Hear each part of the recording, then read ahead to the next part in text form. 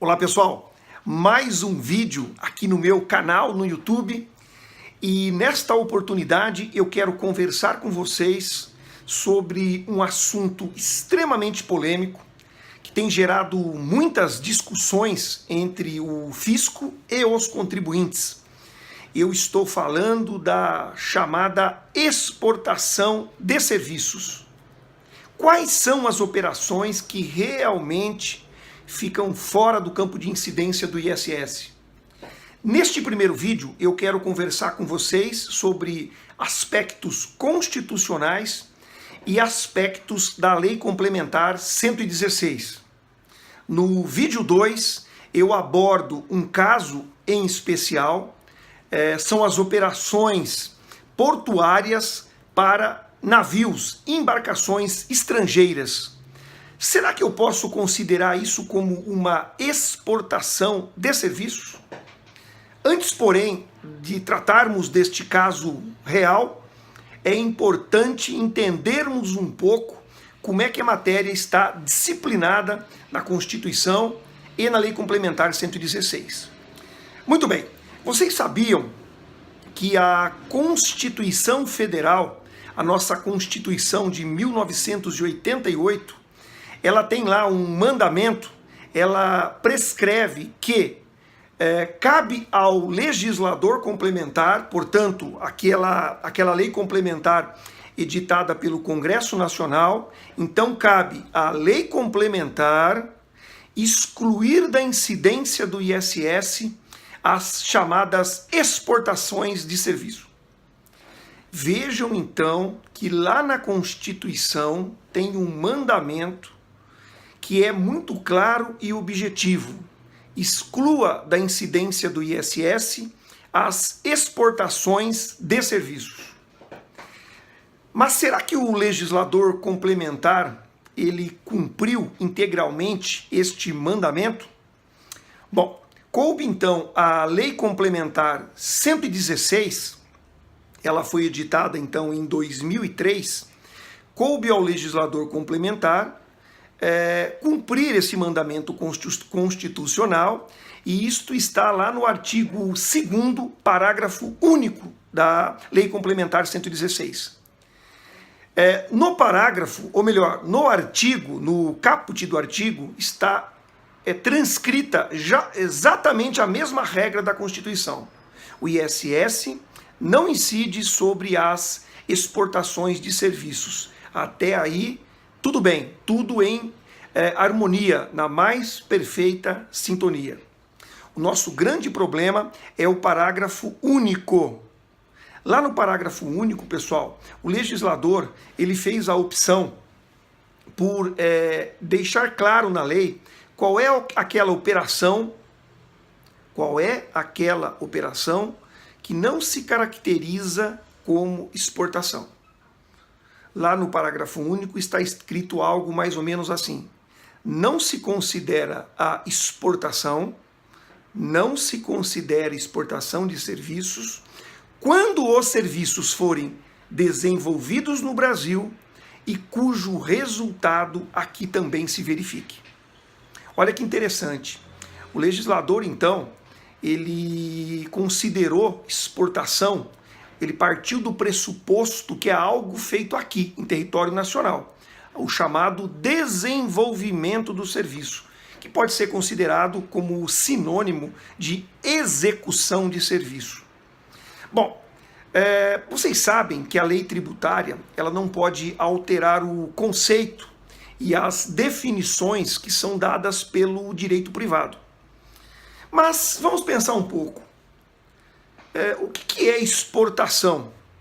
Qual é o conceito que eu tenho para essa operação que está prevista na lei do ISS, mas que não foi conceituada por ela?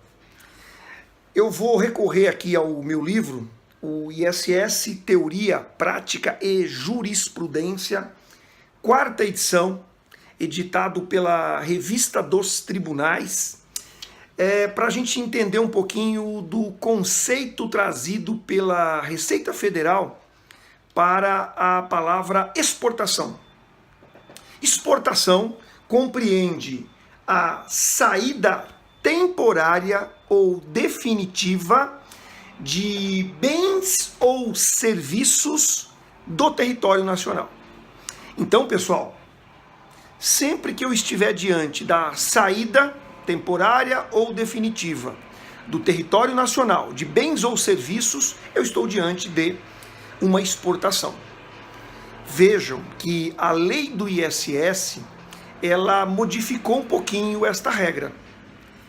A lei do ISS, repito, diz assim: não se considere exportação se o serviço for desenvolvido aqui e cujo resultado aqui também se verifique. Então, olha só, se o serviço for desenvolvido aqui e o resultado ocorrer aqui, isso não é exportação e eu pago ISS. Se o serviço for desenvolvido aqui e o resultado ocorrer fora do país, essa é a exportação que fica fora do campo de incidência do ISS.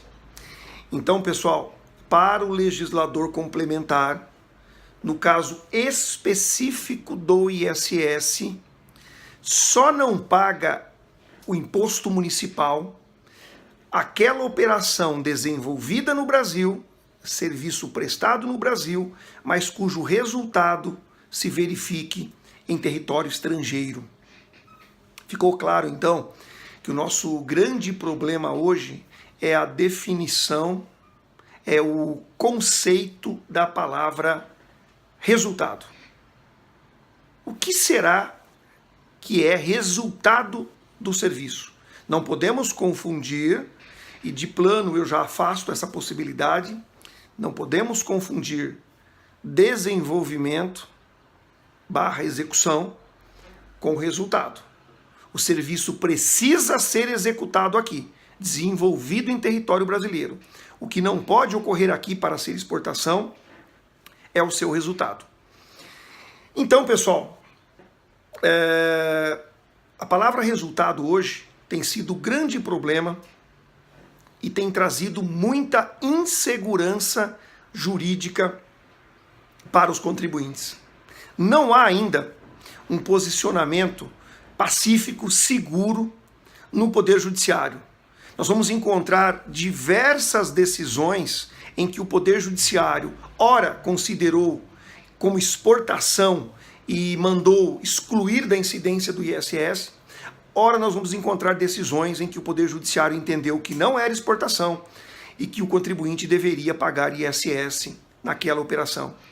Então, muito mais do que uma resposta pronta, o que eu trago para vocês é uma grande preocupação com relação a esse tema. Há uma grande insegurança jurídica em torno da questão da exportação de serviços. Se você está enfrentando esse tipo de problema, se você tem um cliente que passa por essa dificuldade, alerte-o. Não há segurança jurídica em relação à exportação de serviços. Resultado do serviço é algo altamente subjetivo. Dependendo de quem interpreta a lei, essa pessoa dará um significado diferente de uma outra pessoa que venha interpretar esta mesma lei. Então fica o alerta a todos vocês, muito cuidado com estas operações envolvendo a exportação de serviços. Você pode estar pagando ISS numa operação em que não deveria pagar, e você pode estar deixando de recolher ISS numa operação em que ela deveria ser tributada pelo imposto municipal. Fica o alerta então a todos vocês. No vídeo número 2 eu vou falar um pouquinho sobre os serviços portuários em embarcações estrangeiras, então dando continuidade à questão da exportação. Mas desde já eu deixo os meus contatos, estou à inteira disposição de todos vocês, e uma recomendação para quem está passando por esse problema de interpretação, por essa insegurança jurídica: se há dúvida em relação à incidência ou não na sua operação, um dos caminhos a ser trilhados é efetivamente levar o caso para o Poder Judiciário. Se persiste a dúvida, a melhor postura a ser adotada pelo contribuinte é levar o caso para apreciação do Poder Judiciário.